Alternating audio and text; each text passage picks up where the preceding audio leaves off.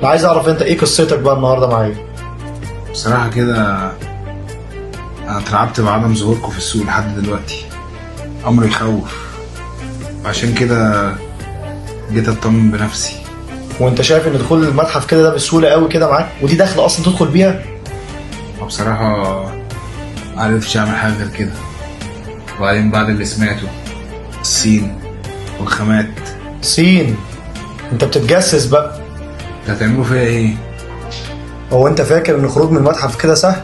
انا عايزك تعترف لي دلوقتي انت شفت ايه او عارف ايه بالظبط. أنا ملحقتش أشوف حاجة، أنا يا دوبك لسه بحط رجلي، لمحت بس أنتيكات وتحف ما شفتهاش قبل كده، بس ملحقتش أروح، انتوا مقفلين الدنيا أوي.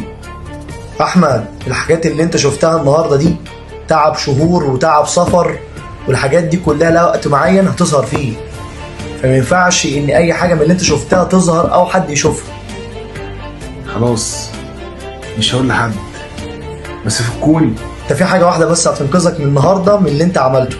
ايه هي؟ بايك ايه يا احمد؟ لبس معمول بكل حب. خلاص تمام كده، فكوه.